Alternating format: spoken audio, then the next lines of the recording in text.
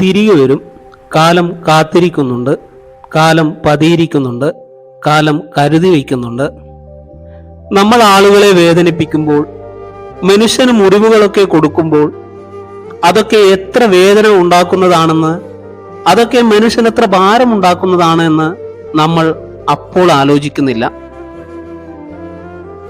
പക്ഷെ അതുപോലൊരു വേദന നമ്മളെയും തേടി വരുമ്പോഴാണ് അതിന്റെ ആഴം എത്ര വലുതാണ് എന്ന് നമുക്ക് മനസ്സിലാകുന്നത്. നമ്മളെ വേദനിപ്പിക്കുന്ന ആളുകളോട് നമ്മൾ പ്രതികാരത്തിനൊന്നും നിൽക്കരുത്. അവരെയൊക്കെ മനസ്സിൽ നിന്നും വിട്ടുകളയുക, എന്നിട്ട് കാലത്തിന് വിട്ടുകൊടുക്കുക. നമ്മൾ ഒരാളെ വേദനിപ്പിക്കുമ്പോൾ അത് കടലിലേക്ക് ഒരു കല്ലെടുത്തെറിയുന്നത് പോലെയാണ്. കടലിലേക്ക് കല്ലെറിയുക എന്നുള്ളത് വളരെ എളുപ്പമുള്ള ഒരു കാര്യമാണ്. പക്ഷേ എത്രയേറെ ആഴങ്ങളിലേക്കാണ് അത് ചെന്ന് വീഴുക എന്ന് നമുക്ക് സങ്കല്പിക്കാൻ കഴിയില്ല. കല്ലെടുത്തെറിഞ്ഞ കാര്യം നമ്മൾ മറന്നുപോകും. പക്ഷേ അത്രയേറെ ആഴങ്ങളിൽ മറക്കാതെയും ദ്രവിക്കാതെയും അത് അവിടെ തന്നെ കിടക്കുന്നുണ്ടാകും. ചിലപ്പോൾ നമ്മൾക്ക് പുറത്തു തരാൻ അയാൾക്ക് കഴിയുന്നുണ്ടാകാം. പൊറുക്കൽ കഴിഞ്ഞാലും ചിലപ്പോൾ മറക്കാൻ കഴിയണം എന്നില്ല. അതുകൊണ്ട് നമുക്ക് ആരെയും വേദനിപ്പിക്കാതിരിക്കാം. നമ്മൾ ഒരാളെ അറിഞ്ഞുകൊണ്ട് വേദനിപ്പിക്കുമ്പോൾ, സങ്കടപ്പെടുത്തുമ്പോൾ അതേപോലുള്ള വേദനകൾ നമ്മളെയും കാത്തിരിപ്പുണ്ട് എന്ന് മനസ്സിലാക്കണം. സ്വന്തം വിലാസം എഴുതിയിട്ട് നമ്മൾ പോസ്റ്റ് ചെയ്യുന്ന കത്ത് പോലെയാണത്. തീർച്ചയായും നമ്മുടെ പടിവാതിലിലേക്ക് തന്നെ അത് തിരിച്ചു വരും.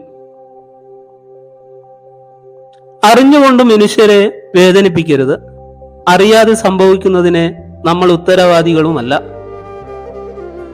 പക്ഷെ ഒരാളെ പറ്റിക്കുമ്പോൾ, ഒരാളെ വഞ്ചിക്കുമ്പോൾ അതൊന്നും അറിയാതെ സംഭവിക്കുന്നതല്ല, കയ്യബദ്ധങ്ങളല്ല, യാദൃച്ഛികവുമല്ല. അതൊക്കെ കൃത്യമായി പ്ലാൻ ചെയ്യുന്നതാണ്. പക്ഷെ നമ്മൾ ഓർക്കേണ്ടത് എന്താണെന്നറിയൂ? അതൊക്കെ സ്വന്തം വിലാസം എഴുതിയിട്ട് പോസ്റ്റ് ചെയ്യുന്ന കത്തുകളാണെന്നാണ്. ഒരു മരം കൊണ്ട് കോടിക്കണക്കിന് തീപ്പെട്ടിക്കൊള്ളികൾ ഉണ്ടാക്കാം.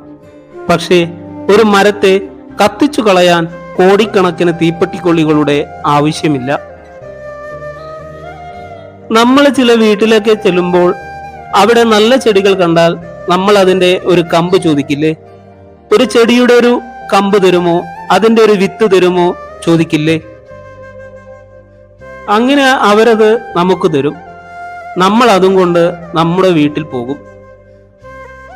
എന്നിട്ട് നമ്മൾ അതിനെ നട്ടു വളർത്തണം. അതിന് ആവശ്യമുള്ള വെള്ളവും വളവുമെല്ലാം കൊടുക്കണം. അങ്ങനെ കൊടുത്തില്ലെങ്കിലോ? ആദ്യമുണ്ടായ ഒരു കൗതുകവും സ്നേഹവുമൊക്കെ പിന്നെ ഉണ്ടായില്ലെങ്കിലോ? നമ്മൾ അതിനെ അവഗണിച്ചാലോ അത് വാടിപ്പോകും. ഇതുപോലെയാണ് നമ്മുടെ ജീവിതത്തിലേക്ക് നമ്മൾ കൊണ്ടുവരുന്ന മനുഷ്യരും. സുഹൃത്തായാലും ഇണയായിട്ടായാലും ആരെങ്കിലുമൊക്കെ ആയിട്ട് നമ്മുടെ ജീവിതത്തിലേക്ക് വലിയ കൗതുകത്തില് നമ്മൾ കൊണ്ടുവരികയാണ്.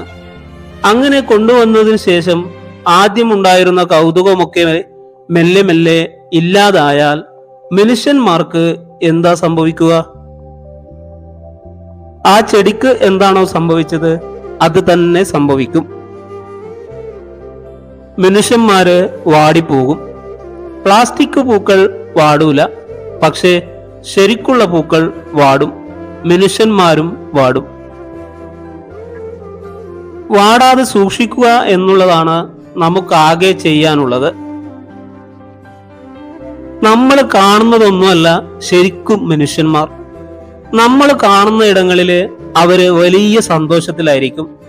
പക്ഷെ നമ്മൾ അവരെ അടുത്തറിയും തോറും, അവരുടെ മനസ്സിനെ കുറിച്ച് അറിയും തോറും, അവരുടെ വേദനകളും കഥകളും കേൾക്കും തോറും നമുക്ക് അവരോട് വല്ലാത്ത സ്നേഹം തോന്നും.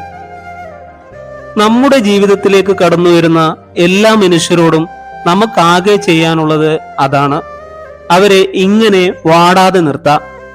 അവരെ കുറച്ചുകൂടെ സമാധാനത്തില് ജീവിക്കാൻ നമ്മൾ സഹായിക്കലാണ് വേണ്ടത്. അതാണ് ശരിക്കും സ്നേഹം എന്ന് പറയുന്നത്. കുറച്ചുകൂടെ ആനന്ദത്തിലും സന്തോഷത്തിലും നിലനിൽക്കാൻ അവരെ നമ്മൾ സഹായിക്കുക. കരയാതെ അവരെ ചേർത്ത് പിടിക്കലാണ്, കരയുമ്പോൾ തുടച്ചു കൊടുക്കലാണ് നമുക്ക് ചെയ്യാവുന്ന ഏറ്റവും വലിയ സ്നേഹം. ഞാൻ കൂടെ ഉണ്ടാകുമെന്ന ആശ്വാസത്തില് മനുഷ്യരെല്ലാ സങ്കടങ്ങളെയും അതിജീവിക്കാൻ പഠിക്കും. മനുഷ്യർക്ക് വലിയ വലിയ കാര്യങ്ങളൊന്നും വേണ്ടെന്ന്, ചെറിയ ചെറിയ കാര്യങ്ങൾ മതി, കുഞ്ഞു കുഞ്ഞു നിമിഷങ്ങൾ മതി. അവരുടെ മനസ്സിനെ ഏറ്റവും സന്തോഷമുള്ളതാക്കി മാറ്റുന്നത് ചെറിയ ചെറിയ കാര്യങ്ങളാണ്. അത് നമ്മൾക്കൊക്കെ അങ്ങനെ തന്നെയാണ്. വിദേശത്തേക്ക് പോകുമ്പോൾ ഒരു ഭർത്താവ് അയാളുടെ പ്രിയപ്പെട്ടവളോട് പറഞ്ഞ ഒരു വാക്കുണ്ട്: എടി, ഞാൻ ജോലിയൊക്കെ കഴിഞ്ഞിട്ട് എൻ്റെ റൂമിലേക്ക് വന്ന് ഭക്ഷണമൊക്കെ കഴിച്ച് ഞാൻ എൻ്റെ ആ ചെറിയ ബെഡിലേക്ക് പോകും. അങ്ങനെ ഞാൻ എൻ്റെ ചെറിയ ബെഡിലെ കുറെ ഓർമ്മകളോടെ ഇങ്ങനെ കിടന്നുറങ്ങുമ്പോൾ എൻ്റെ ഇടത്തെ കൈ ഇങ്ങനെ നീട്ടി വെച്ചിട്ടുണ്ടാകും. അത് നിനക്കുള്ളതാണ്, നിനക്ക് മാത്രം.